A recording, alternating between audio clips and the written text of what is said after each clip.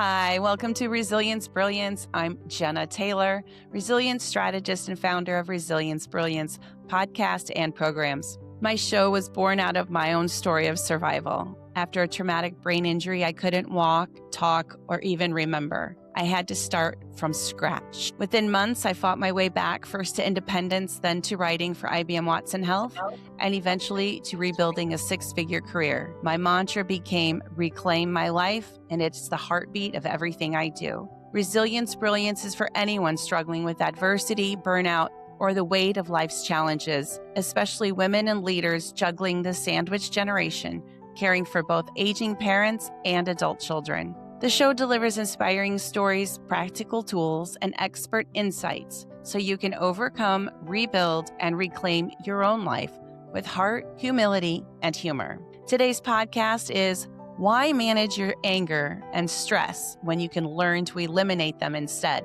My guest is Dr. Mort Orman. He is a board-certified internal medicine physician and a 40-year anger elimination, stress elimination, and emotions mastery expert. He has written 26 books on how to eliminate anger, stress, and other unwanted emotions without using drugs, relaxation, exercises, or other traditional management techniques. He has also been the official sponsor of the National Stress Awareness Month every April in the United States since 1992. Dr. Orman is the creator of Angry No More, a 4-hour online learning program to master anger, guilt, fear, worry, frustration, and sadness. His newest book, Dr. Orman's Life-Changing Anger Cure, is now available on Amazon, and I am delighted to introduce you to Dr. Mort. Thanks for being with me today on this show. I really appreciate it. Well, thanks for inviting me, Jena. Happy to talk with you and your audience. So tell us, how did you get started with this anger elimination? Having a lot of anger myself when I was a young man going through my medical training and opening up my practice, I was just full of anger. I was triggered by the slightest thing. And it ruined all of my relationships. I have one failed relationship after another. Really never thought I was going to be successful or get married or have a family because I just ruined every relationship. And I just couldn't control my anger. And I wouldn't even get angry at my patients at times if they didn't follow my advice or they went out and did really dumb things, which most of us have a tendency to do from time to time. But I took up tennis in my late 20s, and I was literally like, not tennis wise, but I was literally like John McEnroe on the tennis court. I mean, I was yell and scream and thrash my racket and disturb the people playing next to me. And I wasn't happy about it, but I just couldn't control it. And it really was bothersome because I was so used to being successful and solving problems, which I did, for other people. And I was very good at it. But I couldn't solve my own problems when it came to anger. I had a lot of anxiety. I had tremendous public speaking fear. I mean, I would have never volunteered to do anything like this. I would have been a basket case. And the relationship failures. I just felt like, I was never going to solve these problems. And no matter what I tried, it didn't work. And I just kept thinking that's just the way I'm going to be forever. It's just part of my personality now. And, I just got to figure out how to live with it. So I was very shocked and surprised when I discovered that I actually could get rid of my anger and a lot of these other problems, which I didn't even think was possible at the time. But I did a lot of personal development work to try and find some answers, and eventually I did.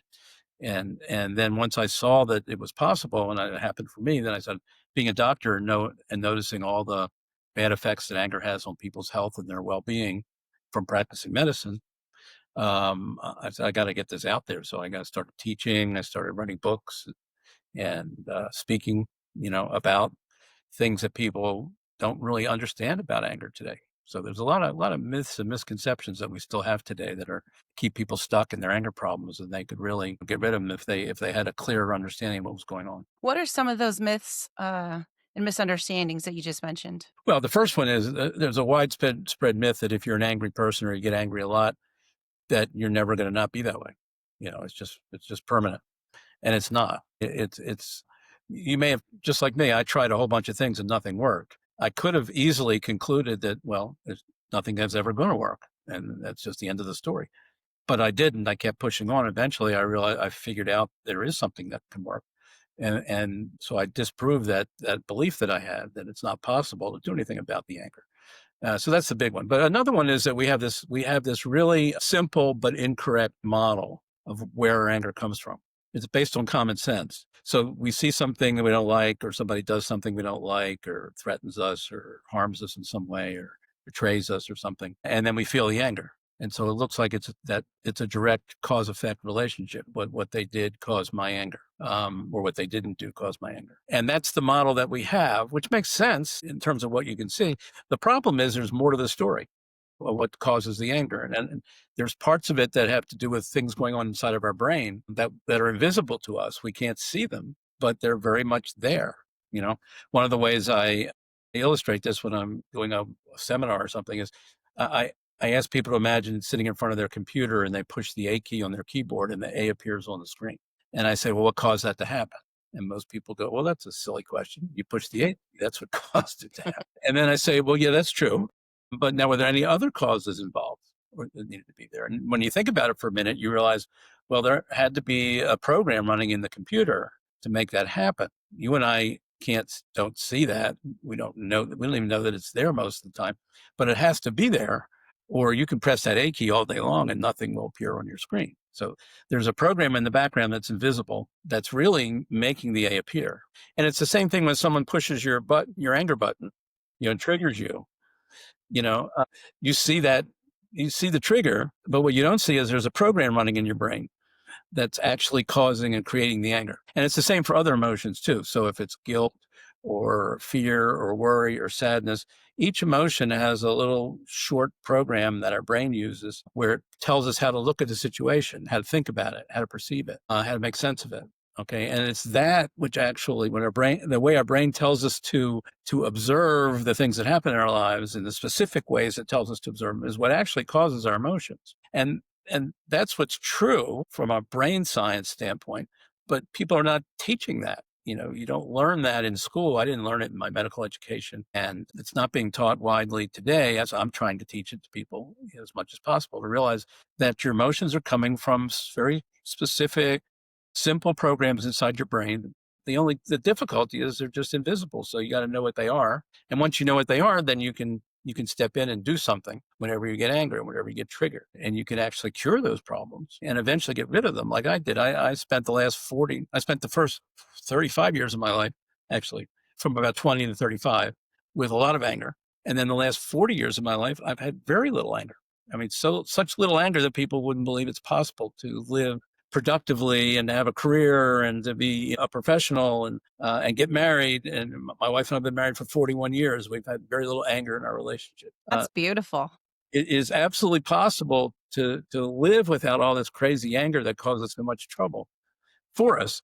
Just people, it's unfortunate people don't, they're not telling people that they can have that, and it's not that hard. You just have to be able to see the invisible stuff that most of us don't see. And how do you help people find that invisible? Like what's involved in figuring out how to reprogram the existing program so that when somebody pushes our anger button, we don't get the standard angry reaction? Well, again, one of the other big problems we have today around emotions is the emotional intelligence movement, which is very strong. A lot of people out there trying to help people with their emotions, but they've got so many convoluted, complex theories. There's a ton of them, and it's hard to wrap your head around it. It's hard to get your hands on the control. Expose yourself to all these concepts about emotions, and what I realized was that it's a lot simpler than the emotional intelligence community is letting us in on. And actually, they're not even clear about how simple it is. But again, these programs in the brain are extremely simple. They're just ways that our brain tells us to look at things. For example, the first one in anger is that when you look at something that somebody did something bad and wrong they shouldn't have done, your brain tells you to view it that way. Whether it's true or not, your brain says view it as a bad and wrong thing that they did. So that's an example of part of a program that creates an emotion of anger. If you're having anxiety, your brain is telling you something bad's going to happen in the future or in the future or whatever. But something bad's going to happen, and you're going to get hurt or harmed. So it's little things like that. I've taught this to 8-year-olds. I mean, and they don't have any trouble understanding these things. It's just that they're invisible. When you know that, and each emotion has like 3 of them. So there's like three main ways of looking at things. And when you put them together and you believe all three, which your brain is what your brain tells you to do, Mm-hmm. okay, then you get the emotion. So what's interesting is a lot of the times our brain isn't telling us the truth. It's mistaken, or it's jumped to conclusions, or it's left out a lot of stuff, Mm-hmm. And so in a sense, we're all brain damaged just by the way our brains normally work. Because they're not designed to tell you the truth. They're designed to keep you alive. Right. And if lying to you will keep you alive, that's fine from your brain standpoint. Interesting. That's a great way to put that. Yeah. Yeah. So Yeah. if they make you, if your brain tells you there's danger, danger, danger, run away, and there was no danger and you ran away, then that's a win for your brain. As opposed to if your brain didn't warn you, and missed a danger situation, then you might not have, you might get eaten or you might get killed or something, and then you're gone. So your brain's job is to tell you whatever it needs to tell you to keep you alive. And it doesn't always tell you the truth. And it leaves out critical stuff. All it has to do is make sure you don't get eaten or you don't get, terminated. That's your job, your brain's main purpose. And yet it does so much more. I mean, it's Oh, such yeah, a yeah. complex, Capable of tremendous amount of stuff. complex organ. Yeah. But its basic function is to keep you, its main function is to protect you, Mm-hmm. keep you alive, keep you going, and simplify things. Because, the brain's taking in all this data from what's outside of us. And if you actually counted the bits of data that are coming in through our senses, it's enormous. And so Yes. brain. I'm very familiar with that. And anyone with a brain injury knows all the filters that the brain uses in its everyday life. And it has to. We don't know what's going on because it's all behind the scenes. But when your brain is bruised and damaged and injured in any way, shape, or form, those filters are noticed, the lack of those filters. And like, I remember for me, when I was a passenger in the car going to different medical appointments during my recovery period, the stimulation would give me a headache or a worse headache or make me sick to my stomach. And so I would travel with a blindfold on until I got there so that my eyes didn't have to do all that work that was needless work. That's a good example of why those filters are there. And they're necessary because there's just too much stuff coming in, Mm-hmm.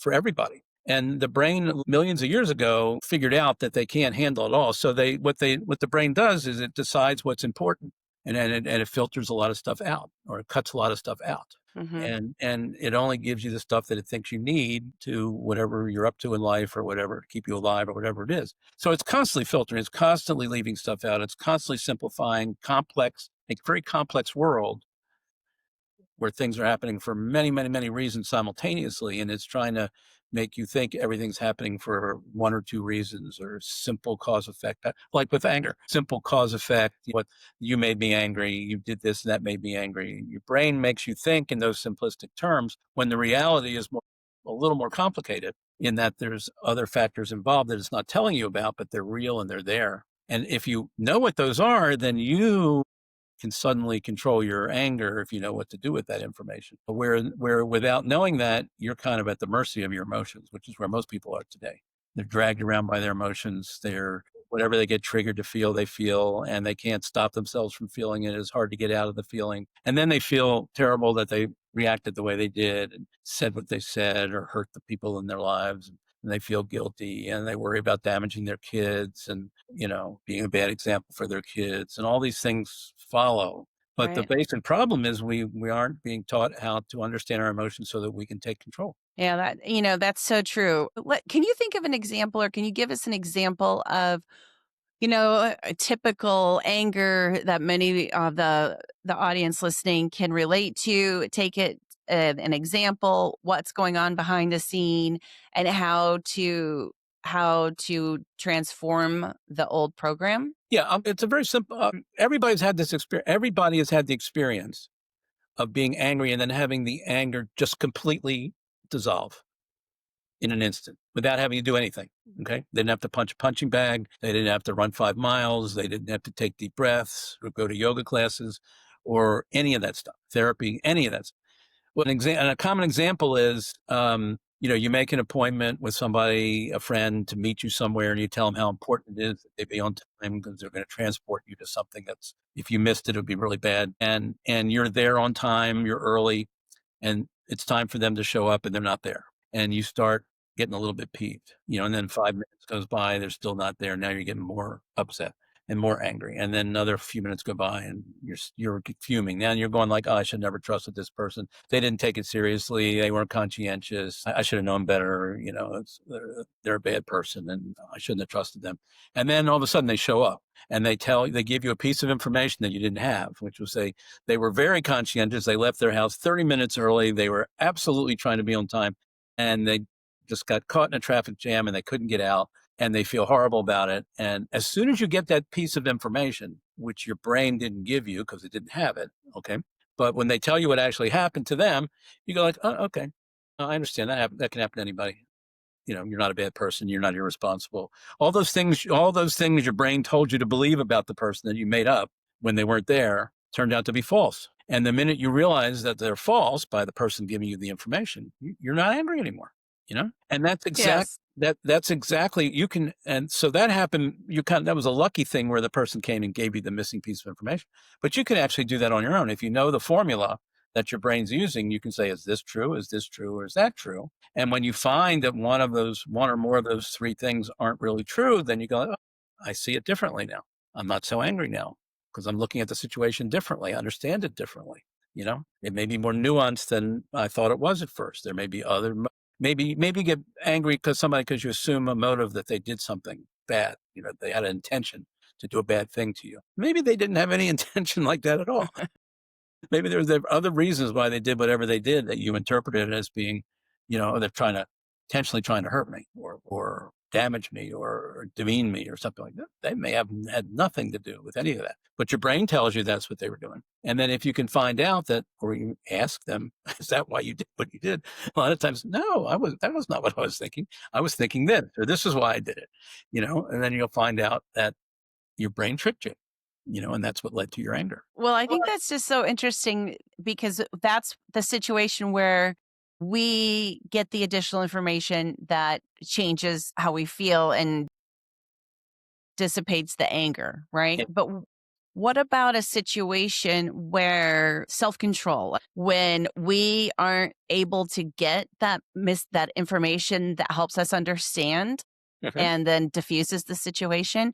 And you just told me that your last three books are all about road rage. So this is another example. If somebody's driving in a car, like I'm Yeah. driving, and somebody cuts me off and almost causes an accident, Mm-hmm.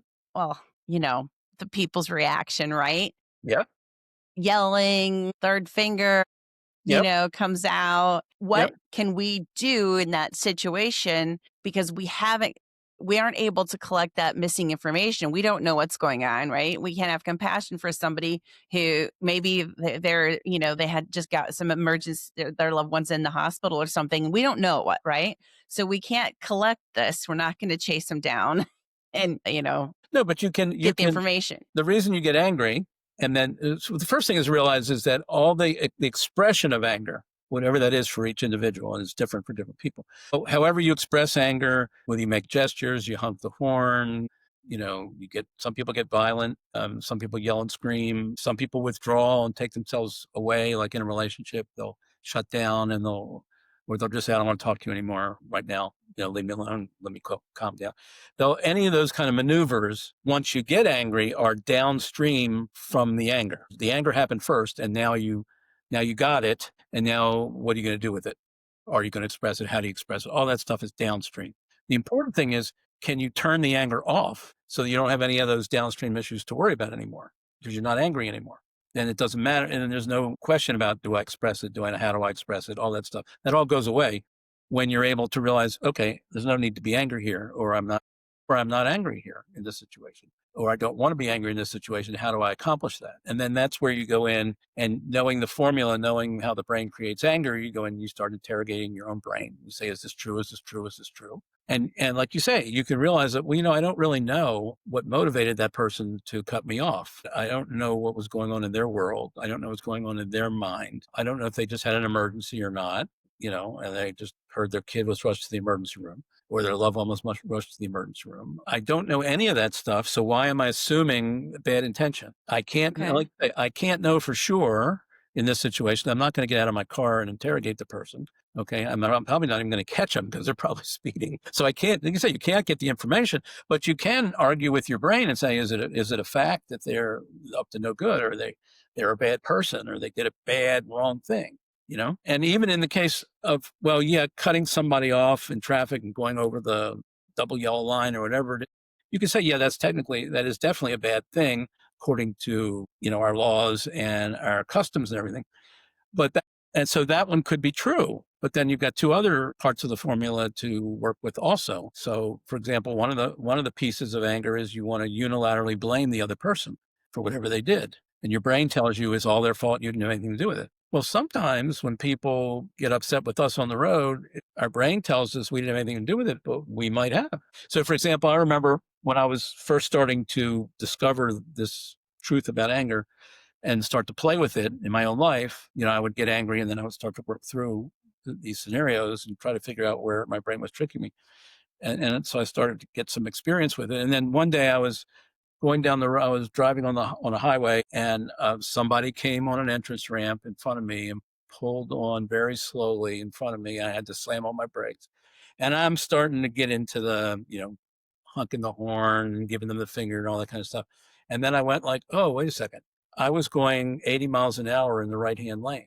And then I remembered, there were times when I was in that person's shoes and I came onto a highway entrance ramp, and you only get a second to do a quick glance. I saw there was a car way down, away, and I didn't realize how fast it was going. And so Right.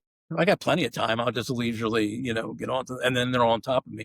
So I realized that, hey, I can't blame that person totally. It's totally their fault. I played a role. I was speeding, in a way that caused them to maybe think they had more time than they had. So, and at that point, I couldn't continue to honk the horn and give them the finger and all that because I wasn't angry at them anymore. I realized I shared in the responsibility for the event. So I couldn't blame them exclusively anymore. So, it's funny. I was from Baltimore, grew up in Baltimore in the late 40s, early 50s. And there was a movie with Richard Dreyfuss and Danny DeVito called Tin Men. I don't know if you ever saw it. No. Anyhow, it was a movie that was set in Baltimore in the 50s. And it was a big thing at that time was aluminum siding on your house. And so there were these two guys were aluminum siding salesmen who didn't know each other. They worked for different companies.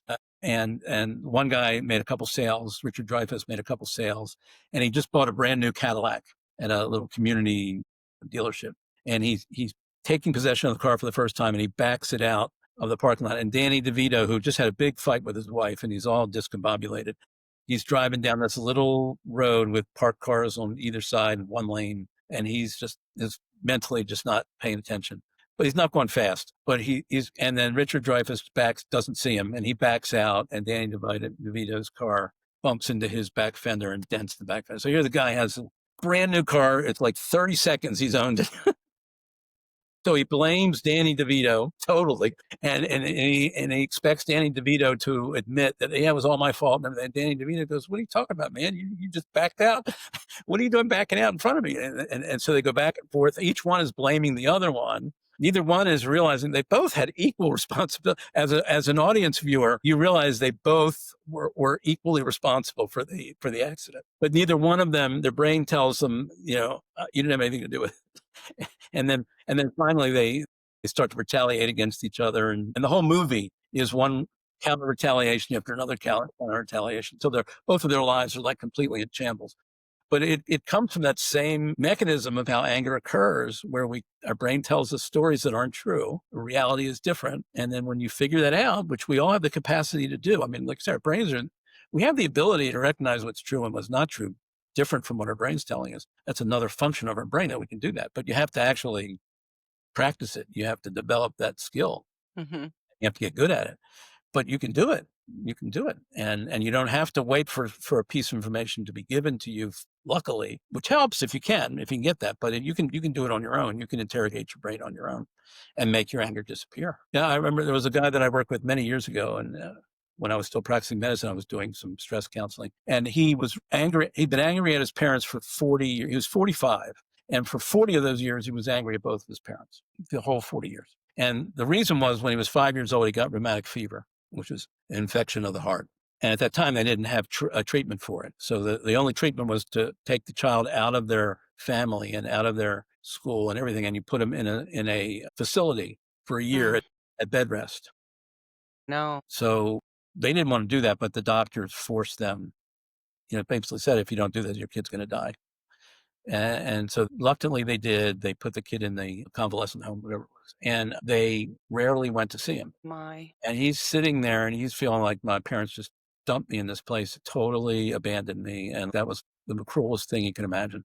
So eventually he heals and he gets out, but he's carrying this anger around with him, and he grows up and he's still carrying this anger. And then he comes in to see me for stress counseling, part of which is I've still got this anger at my parents. And after a couple sessions with him, I said, his father had died already, so he couldn't talk to his father. I said, have you ever gone to your mother, who was still alive, and asked her what it was like for her and your dad during that time? And he said, no. He has just assumed he knew what their motivation was, that they didn't care about him, they didn't love him. But that's what his brain told him was going on. Right. I said, you should go visit your mom and ask her and see what she tells you. I mean, I had no idea what she was going to tell him. But I saw him the next time he came back, and he's like, that 40 years of anger was gone.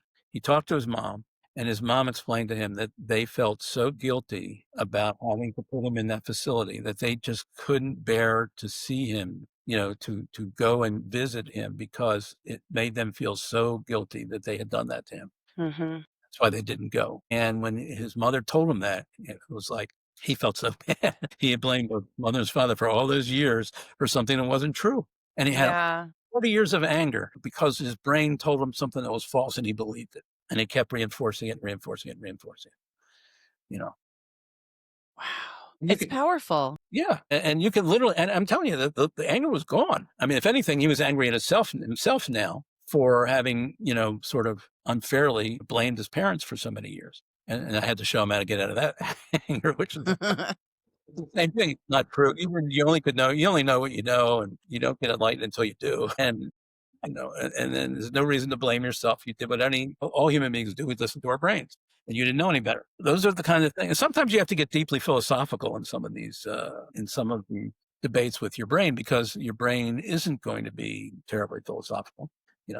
Like the old saying, somebody gets angry and they say, well, 10 years from now, are you really going to care about what happened? Is it really going to be that big a deal? But that's an example of, you could be really philosophical today and say, is that really going to be meaningful 10 years from now? And when I look back on this, and if the answer is no, then you go like, well, what the hell am I doing being angry about it now? That's kind of stupid. And you can talk yourself out of it. If you realize that that's the bad philosophy was underneath it. I don't often get angry. It's a rare, like, I'm usually happy.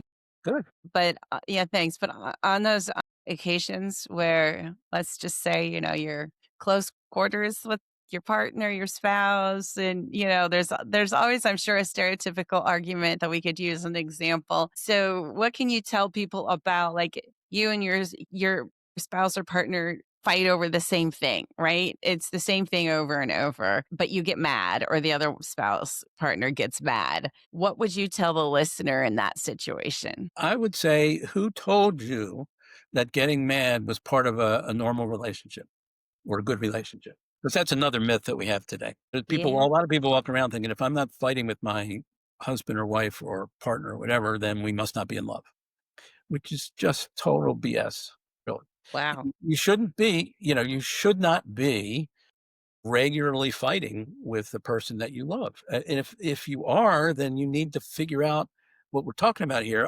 Both of you need to understand where your anger is coming from, so you can knock it out at its source, so you don't get into these round robin, back and forth, hurting each other, being angry with each other, being right about your point of view, all that kind of stuff. That's what happens in couples, which leads to divorce, and then leads to the next divorce and the next divorce. If you don't realize that anger is the problem, you need to learn how to understand and fix the problem, which again, Right. unfortunately, people don't believe is possible anyway. So they don't pursue things like we're talking about here. But if they did, they would get out of that. One of the things I talk about, I invented this concept called the 007 effect for marriage. Okay, what's that? Well, you know how when you get married, you have to get a license, right?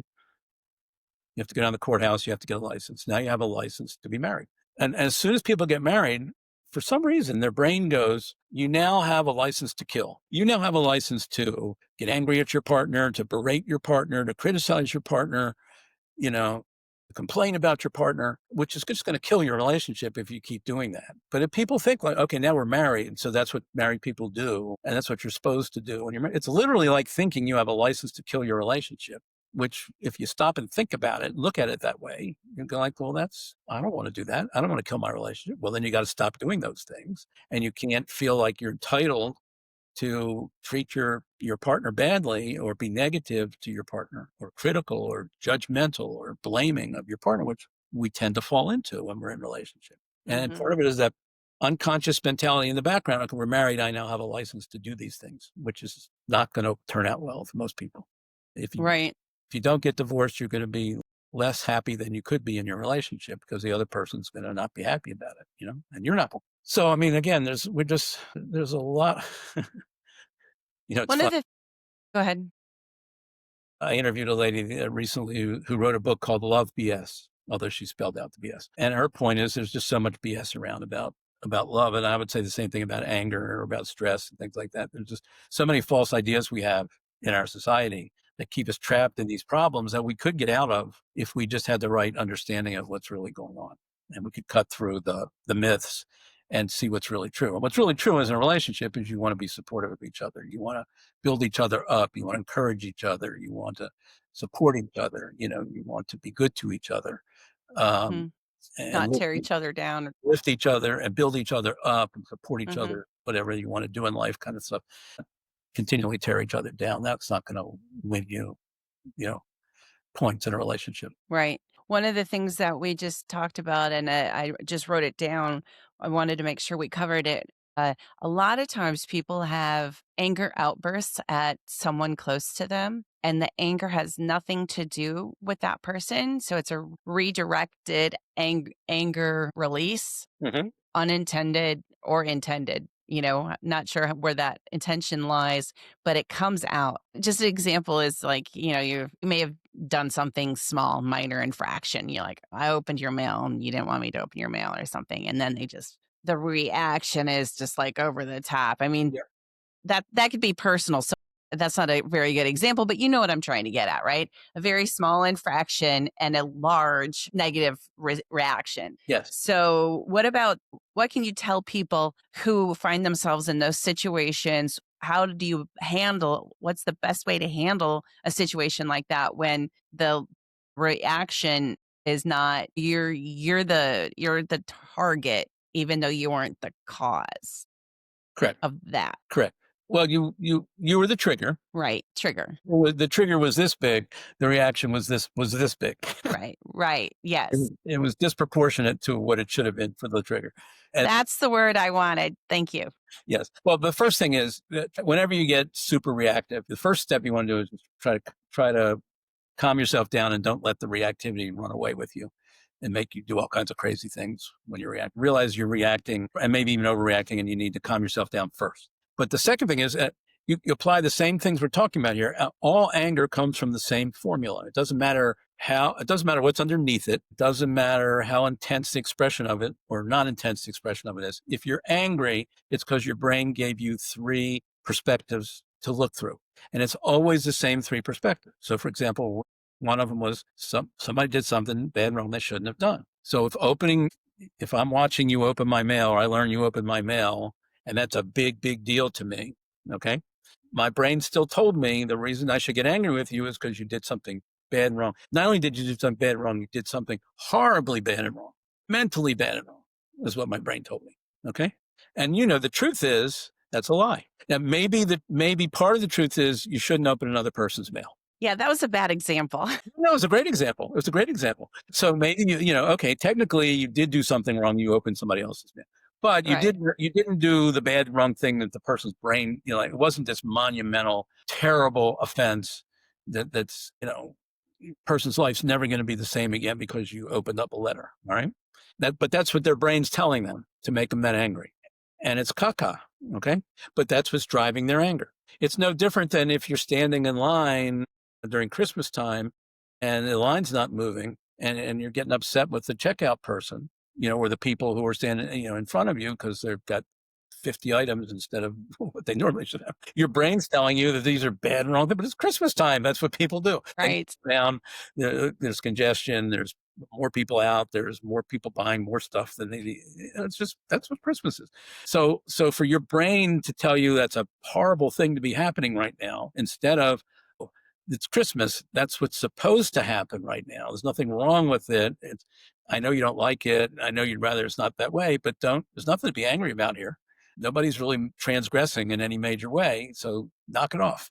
Don't go down that path to where you get yourself really worked up and then start, yelling and screaming and starting fights in line and all that kind of stuff. It's not, but it's still coming from the same mechanism. Small anger and large anger come from the same exact way your brain creates anger all the time. And what wise words do you have for a participant?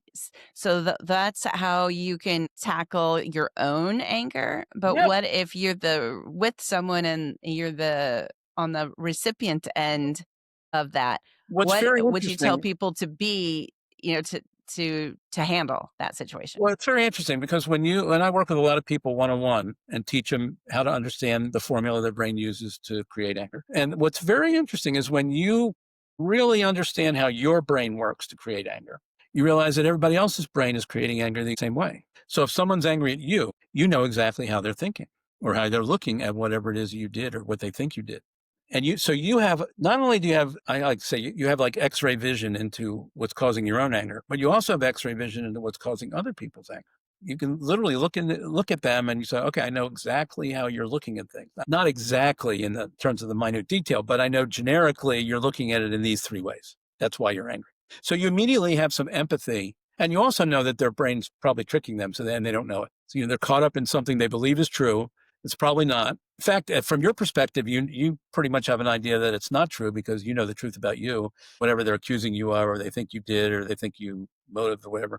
You know that's not what you were thinking. So you immediately know that they're caught up in something that isn't true, and that's why they're angry. So you have this tremendous empathy that you gain from understanding your own anger that applies to interacting with angry people, where you have some more understanding, you have more sympathy, you have more empathy, and you don't get hooked as easily and being defensive as because what situation they're in and how they're looking at things in a skewed way because they're believing what their brain tells them because that's what most people do, and you don't take it as seriously. Just to give you an example, I play golf. All right, so I was playing Nobody gets angry on the golf course. I was playing golf with these guys, and I usually play golf. I played golf a lot of times with them before this foursome, and it had just rained, and we're on the next green, and the grass is kind of wet. So people, all of us are on the green, and people usually, if they bring up a wedge or something and a putter, they'll lay one of their clubs on like a towel or on the green or something. Okay, and then other players coming by, if we have clubs, sometimes if we're near them or our ball's near them, we'll lay our club handle on top of their club handle to keep it off the wet surface. And it's a thing I've done 1,000 times with other strangers, people I've just met playing.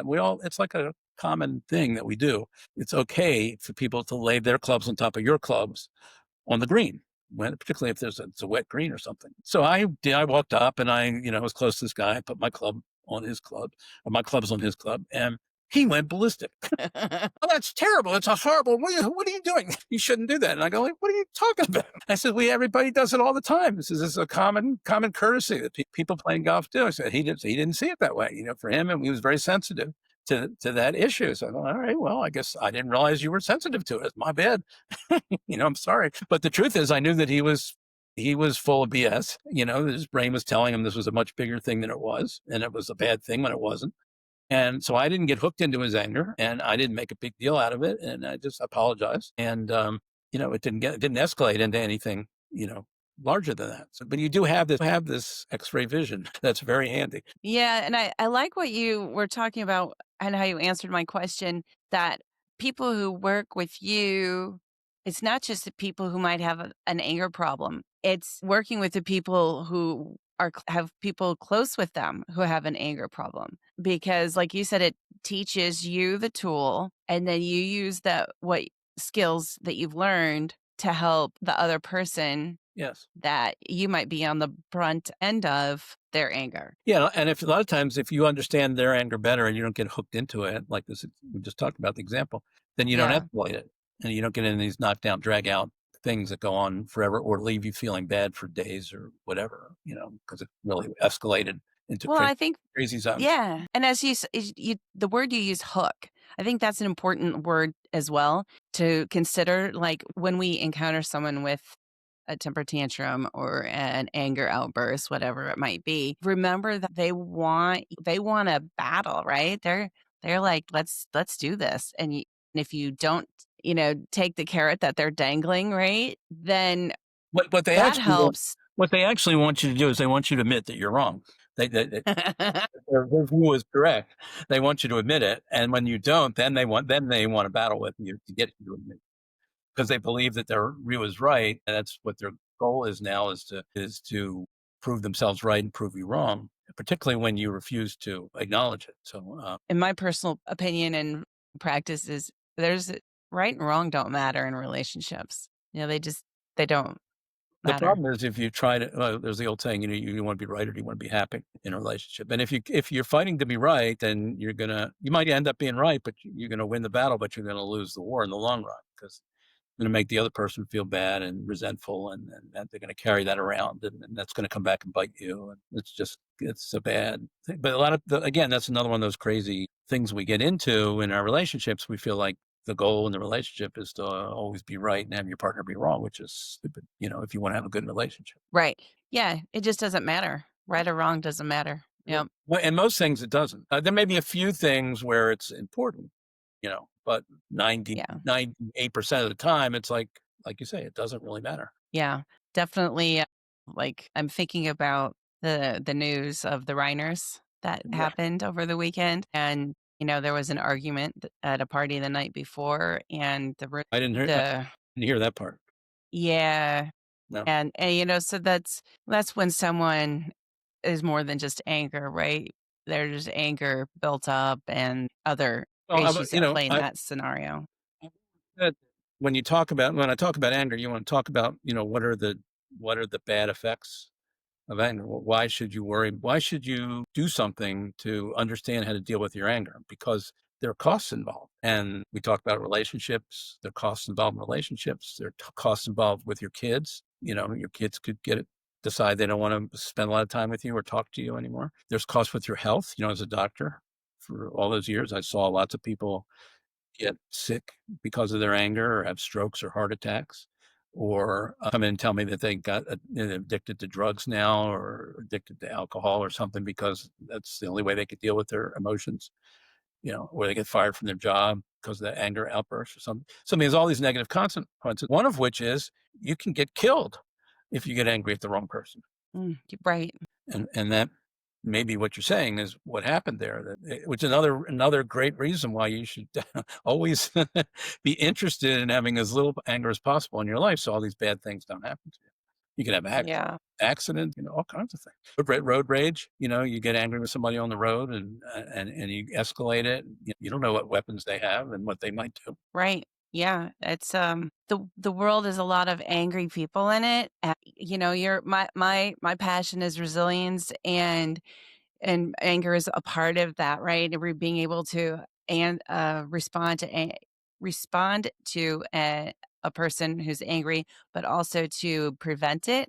Like that you say no stress management, elimination instead of Yeah. management. I think that's really important to focus on that as well. Resilience is because, well, it's interesting. Anger is this double-edged sword sometimes. So, for example, sometimes anger is useful if you're being, let's say, frequently taken advantage of or abused, and you've kind of succumbed to allowing it to happen.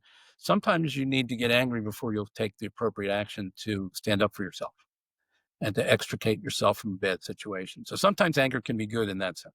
But then once that's happened, you don't really need to hold on to it. You don't have to keep it. You can still maintain boundaries and whatever without all the anger. So there's a good side to anger, but there's a bad side to anger. And then when I think about resilience, I think about when people get knocked down by anger. So they have something bad happen because of anger. Maybe they get divorced, maybe, or they just have a fight or multiple fights and they don't like where it's going and they're afraid it might lead to divorce. And so in a way, they get sort of knocked down temporarily, emotionally. You feel guilty, you feel ashamed, you feel, why did I lose control? This is going to ruin my relationship, all that kind of stuff. So, but then you can bounce back. I think of resilience as there's the difference between resilience of an inanimate object and resilience in a human being. So like a tennis ball, you hit a tennis ball against the wall with your racket and it compresses and then it comes back. When it comes back to you, it's now fully formed back again to the same original tennis ball configuration, spherical, all that stuff, uncompressed. And then you hit it again. The same thing happens. So each time you hit it, it comes back as a tennis ball. It doesn't come back as anything other than a tennis ball. But human beings are different. You can knock a human being down in any context. And we have the ability and the capacity to come back, not like a tennis ball, but like a basketball. We can come back, Right. we can come back bigger, stronger, better. We can use that, being knocked down to propel us to learn something new, to develop new skills, to have a new outlook, to take on new personal development projects, whatever, where we come out of it stronger, better, Yep. Absolutely. more enriched human beings, and I think with anger, people can do that. I've worked with a lot of people where when they learn how to handle anger, they really are much better off in their lives. They have fewer problems and catastrophes and bad things happen to them because they took it as an opportunity to learn something new about anger that they didn't know before and that isn't being taught widely. But now they've got that skill set. Once they have it for the rest of their life. I mean, I haven't changed it in 40 years. It's the same basic understanding I had 40 years ago that's been serving me ever since and been allowing me to teach people ever since. It's absolutely fantastic just the way it is, and there's no need to change it. And I don't ever see it changing, really, because it really tells me exactly what's going on and gives me the ability to control my emotions in those situations, which I didn't have before. And that's been a tremendously handy skill that made me bounce back bigger and better in the domain of anger than I could ever have imagined. It's just amazing what you can do when you have the right roadmap. You have the right understanding of what's going on. We're pretty capable of fixing things when we know what's going on. Exactly. And just that awareness, there's always like a crucible moment when we decide we're going to make a change.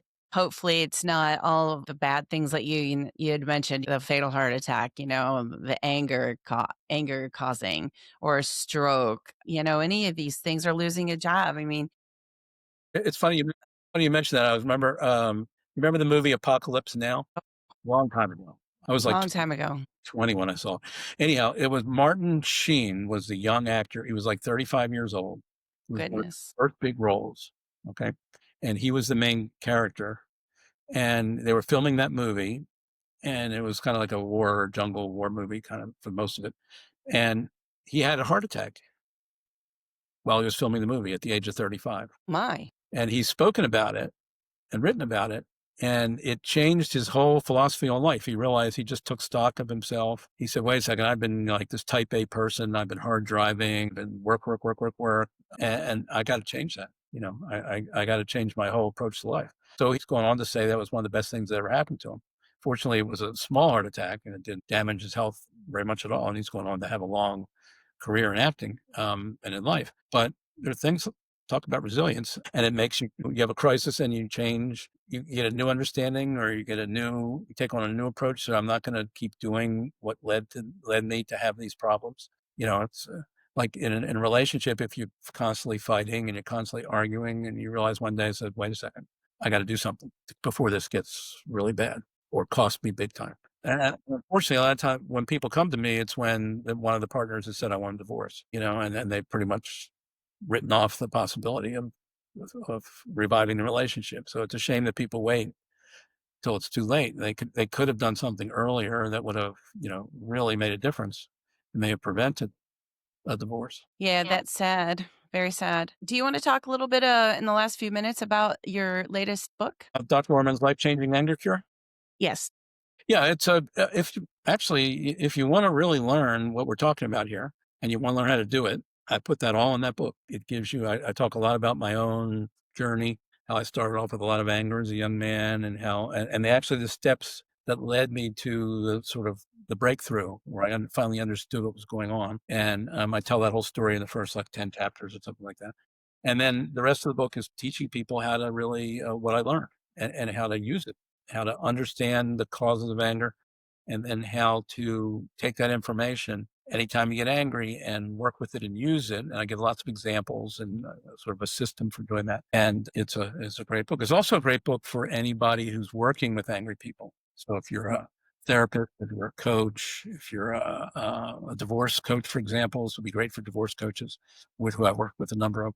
That if you're working with people who are going through anger problems or anger issues, then you can give them this book, and you, having read it yourself and understanding the methodology, you can coach them through a truth-telling process, which everybody needs a little help with. When you're debating your brain and trying to figure out what's true and what's not true, they could use some help in that, and you could be the resource person for them. And it can add another tool for you as a healer or a person working with other people that can be a real benefit to you. So, yeah. Wonderful. And that's available on Amazon? Just Okay. put life-changing anger cure, and it should pop right up. Okay. Fabulous. Anything we didn't cover that you'd like to mention before we wrap it up? If anybody wants to get in touch with me, or if they're having anger problems and they want to talk about getting rid of them, by working with me one-on-one, I have a short program, an 8-session program that I work with people to turn them around as far as anger. They can reach me at my website, and there's a little contact tab where you can send me an email. We can set up a time to talk. Yeah. Okay. Wonderful. Yeah. I am really glad that you took the time out of your day today to sit with me and talk about anger elimination. Yeah. It's a common emotion that people can relate to, I am sure. If